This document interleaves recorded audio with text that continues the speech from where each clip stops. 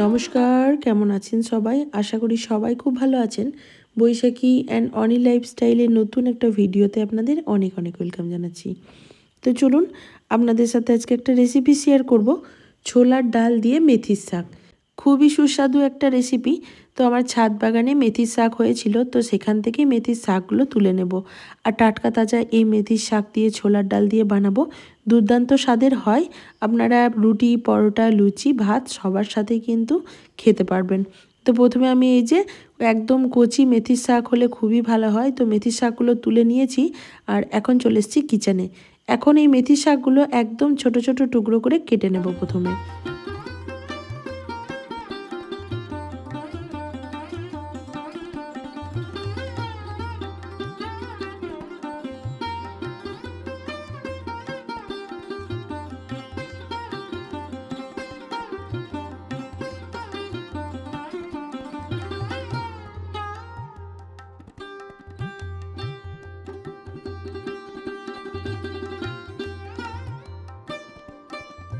তো মেথি শাকগুলো খুবই ছোট ছোট করে কেটে ধুয়ে পরিষ্কার করে রাখবো।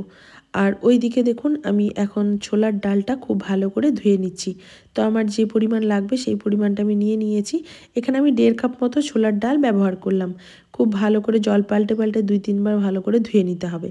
তারপর এটাকে সেদ্ধ বসিয়ে দেব। ছোলার ডালের মধ্যে দিয়ে দেবো সামান্য একটু পেঁয়াজ, একটু টমেটো, হাফ টমেটো দিয়েছি, হাফ পেঁয়াজ দিয়েছি, আর সামান্য সরিষার তেল আর পরিমাণ মতো লবণ দিয়ে এই ছোলার ডালটাকে কুকারে আমি সেদ্ধ করে নেব। তো ছোলার ডালটা সেদ্ধ করার সময় পেঁয়াজ আর টমেটো এইভাবে দিলে ছোলার ডালের মধ্যে একটা সুন্দর ফ্লেভার আসে, যার কারণে এটা আমি দিয়েছি। তো ডালটা সেদ্ধ করে নিয়েছি। আর এইদিকে দেখুন আমি সামান্য একটু সয়াবিন ভিজতে দিলাম গরম জলের মধ্যে। তো গরম জলে সয়াবিনটা ভিজতে দিলে খুব তাড়াতাড়ি সফট হয়ে যায়। আর এইদিকে দেখুন আমি কিছু মশলা তৈরি করে নিচ্ছি। তো আমি 1 টুকরো আদা, কয়েক কোয়া রসুন, কয়েকটা কাজু বাদাম, আর এখানে আমি নারকেল নিয়েছি। নারকেলটা আমি শুকনো ব্যবহার করেছি, আপনারা চাইলে কাঁচা নারকেলও ব্যবহার করতে পারেন। তো একটা কড়াই বসিয়ে দিলাম গ্যাসের ওভেনে। কড়াইয়ে দিয়ে দিলাম পরিমাণ মতো সরিষার তেল। এখন তেলের মধ্যে সামান্য কয়েক কোয়া রসুন আর আদার টুকরোটা প্রথমে ভালো করে একটু ভেজে নেব। আদা রসুনটা একটু ভাজা হয়ে গেলে এর মধ্যে কাজু বাদাম এবং নারকেলের টুকরোগুলো দিয়ে সব কিছু খুব ভালো করে একটু ভেজে নিতে হবে। একটু কালার যখনই চলে আসবে তখনই এর মধ্যে আমি দিয়ে দেব 1 চামচ পরিমাণ ছোলার ছাতু। এই ছাতুটা দিলে কিন্তু খুবই সুন্দর একটা ফ্লেভার আসে, একটা আচারি ফ্লেভার আসবে।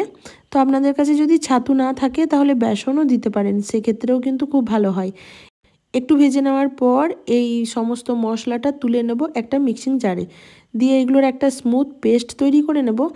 আর এই তেলটার মধ্যে যে সয়াবিনগুলো রেখেছিলাম সেই সয়াবিনগুলো কিন্তু জল ঝরিয়ে নিয়েছি, একদম চিপে জলটা ফেলে দিয়েছি। এখন সয়াবিনগুলো এর মধ্যে দিয়ে খুব ভালো করে ভেজে নিতে হবে। যেহেতু ছাতু দেওয়া আছে তেলের মধ্যে, তাই সয়াবিনের মধ্যে খুব সুন্দর একটা কোটিং হয়ে যাবে বা কোটিং চলে আসবে, একটা মুচমুচে ভাব আসবে। তো দিয়ে দিলাম সামান্য একটু লবণ, দিয়ে খুব ভালো করে একটু ভেজে নেব। 3 থেকে 4 মিনিট ধরে ভেজে নিয়েছি। দেখুন একটু কালার ব্রাউন কালার মতো হয়ে গেছে।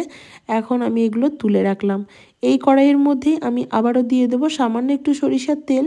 এবার এই তেলের মধ্যে দিয়ে দেবো ফোড়ন হিসাবে একটা শুকনো লঙ্কা আর সামান্য একটু গোটা জিরে, আর দিয়ে দেবো 1 চুটকি মতো হিং। তো হিংটা দিলে কিন্তু খুবই সুন্দর একটা ফ্লেভার আসবে। ফোড়নটা একটু ভাজা হয়ে গেলে এর মধ্যে আমি একটা কুচানো পেঁয়াজ ব্যবহার করেছি। পেঁয়াজটা একটু লাল লাল করে ভেজে নিতে হবে।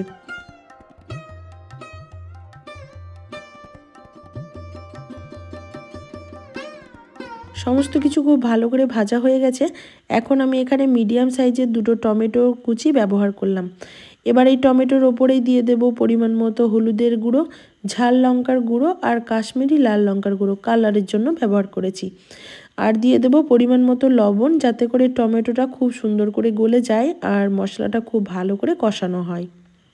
এবার এই সমস্ত কিছু একটা ঢাকা দিয়ে দিয়ে কষিয়ে নেব, তাতে করে টমেটোটাও খুব তাড়াতাড়ি সফট হয়ে যাবে আর মশলাটাও সুন্দর করে কষানো হবে।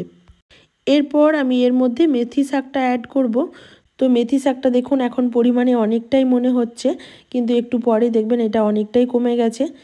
তো এই মশলার সাথে মেথি শাকটা খুব ভালো করে মিশিয়ে নিচ্ছি আর ঢেকে ঢেকে রান্না করব, যাতে করে শাকটাও খুব ভালোভাবে কুক হয়ে যায়।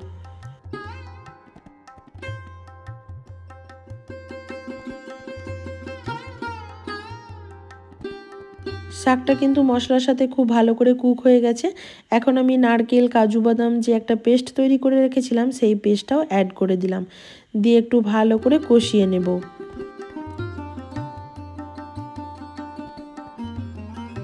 যেহেতু মেথি শাক তাই স্বাদের ব্যালেন্সের জন্য এখানে আমি সামান্য পরিমাণে চিনি ব্যবহার করেছি, দিয়ে আবারও সব কিছু ভালোভাবে মিশিয়ে নিচ্ছি। এখন কিন্তু খুব সুন্দর একটা ফ্লেভার বেরিয়েছে। এরপর আমি এর মধ্যে দিয়ে দিলাম সেদ্ধ করে রাখা ছোলার ডাল।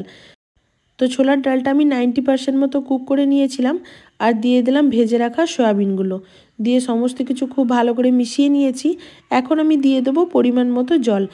ছোলার ডালের ঘনত্বটা যেমন রাখবো ঠিক সেই পরিমাণ আমাকে জল ব্যবহার করতে হবে, দিয়ে খুব ভালো করে একটু ফুটিয়ে নেব। এই 4 থেকে 5 মিনিট মতো ফুটিয়ে নিচ্ছি। আর এইদিকে দেখুন কিছুটা পরিমাণ রসুন আমি ওখান থেকে বাঁচিয়ে রেখেছিলাম, সেটা একদম ছোট ছোট টুকরো করে নিয়েছি। এখন আমি এই ডালের মধ্যে একটা তড়কা দেব, আর এই তড়কাটা দিলেই কিন্তু এই ডালের স্বাদ একদমই অন্যরকম হয়ে যাবে। তো তড়কা প্যান বসিয়ে দিয়েছি, তড়কা প্যানের মধ্যে 1 চামচ দেশি ঘি দিয়ে দিলাম, আর এই দেশি ঘিটা একটু গরম হয়ে গেলে এর মধ্যে দিয়ে দেবো ফোড়ন হিসাবে সামান্য একটু গোটা জিরে, একটা শুকনো লঙ্কা, আর যে রসুন কুচিটা করে রেখেছি সেই রসুন কুচিটা দিয়ে ঘিয়ের মধ্যে রসুন কুচিটা খুব সুন্দরভাবে ভেজে নিতে হবে। একটা সুন্দর ফ্লেভার যখন বেরিয়ে আসবে তখনই এই তড়কাটা আমি দিয়ে দেবো ডালের মধ্যে। ব্যাস, আর কিচ্ছু করা লাগবে না, তাহলেই কিন্তু আমার মেথি শাক দিয়ে ছোলার ডাল পরিবেশন করার জন্য একদম রেডি হয়ে যাবে। তো এই তড়কাটা এখন সোজা গিয়ে পড়বে ডালের ওপর, তারপরে ডালটা একটু ঢেকে রাখবো যাতে করে এই তড়কার ফ্লেভারটা পুরো ডালের মধ্যে খুব সুন্দর চলে আসে। তাহলে কিন্তু আমার ডাল একদমই পারফেক্ট পরিবেশন করার জন্য রেডি হয়ে যাবে। তো কেমন লাগলো আজকের এই রেসিপিটি আপনাদের অবশ্যই একটা কমেন্ট করে জানাবেন, ভালো লাগলে একটা লাইক করে দেবেন, আর ফেসবুক থেকে দেখে থাকলে অবশ্যই পেজটিকে ফলো দিয়ে রাখবেন। সবাই ভালো থাকবেন, সুস্থ থাকবেন। আবারও দেখা হবে নেক্সট কোনো ব্লগ বা ভিডিওর সাথে। আজকের মতো এই পর্যন্তই, টাটা।